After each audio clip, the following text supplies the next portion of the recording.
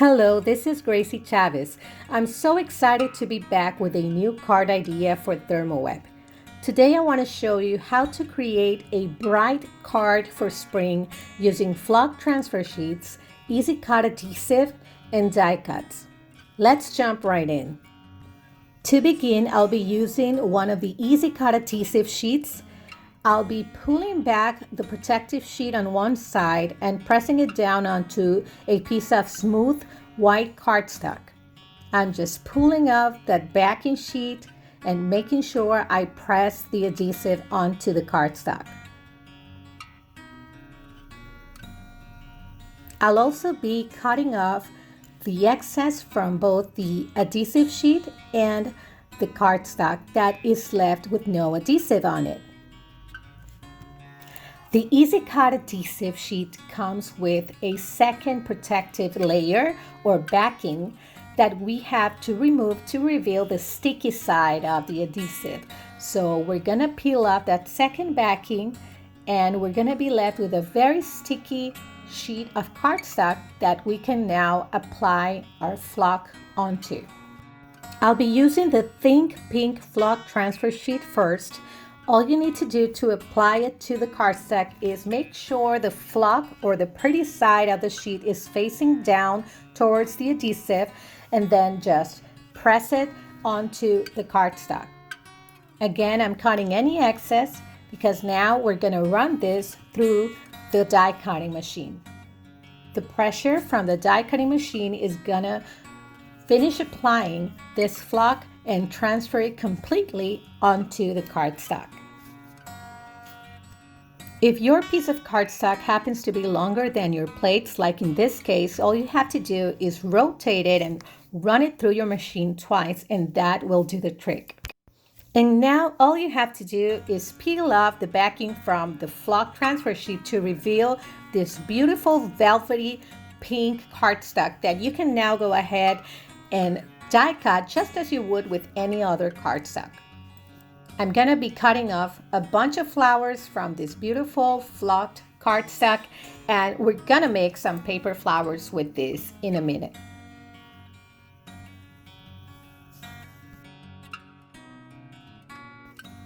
Check out how crisp and detailed this flower die cuts turned out. I just love the effect with the velvety texture, and I think it's gonna work amazing for today's project. So the best part about this die cuts is that not only they look textured already, you can now go ahead and add some more texture to it by shaping the petals. You can shape them by hand, like in this case, or you can go ahead and use a stylus and a foam sheet to press on the die cuts and shape them. I'm using a ball-ended stylus here to shape each flower die cut. And now I'm going to be putting them together using mini brads and pressing them down to create this layered velvety rose for our card.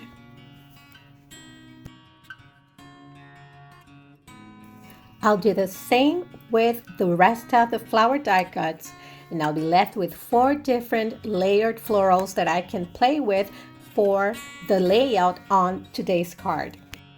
Next, I'm gonna be making some leaves, and I repeated the same process as before and transferred some Teal Waters flock transfer sheets onto white cardstock, and now I'm running that through the die cutting machine to create all my die cuts. By the way, if your dies have some sort of texture, just as these leaf dies have, you're gonna be able to see that transferring to your flock cardstock. So these are all the die cuts we'll be using today. I'm so excited to start putting the layout together, but first we need to work on our background. I went ahead and made an A2 card base, and now I'll be attaching a piece of easy cut adhesive sheet directly onto the card front. I'm also going to be cutting off any excess from the adhesive. Today, I'll be using the brand new Midnight Blue flock transfer sheet, which has just been added to the collection over at ThermOWeb. It is a very deep blue and it's gonna create a lot of contrast with all the die cuts we already cut. Okay, so it's time to peel off the adhesive backing and we're gonna place the flock pretty side facing down. And now we're gonna cut off any excess from the flock and run that through our die cutting machine to apply pressure and help the flock transfer onto the card base. Next, I'm just peeling off the backing from the flock to reveal this amazing flocked card base. I decided I wanted to add some more detail to the card, and I went ahead and used an embossing folder to create some more texture on the card front. Check out how amazing this turned out. I just love how this looks already. Now that all our elements are ready, it's time to put together our card. I'm gonna be using the new Pixie Dots, which is temporary adhesive dots that will help you play with your elements and die cuts, reposition them up until you're ready to attach them permanently onto your project. I think this is a great idea, especially for those of us who have a hard time deciding where we want all our elements to go on a project.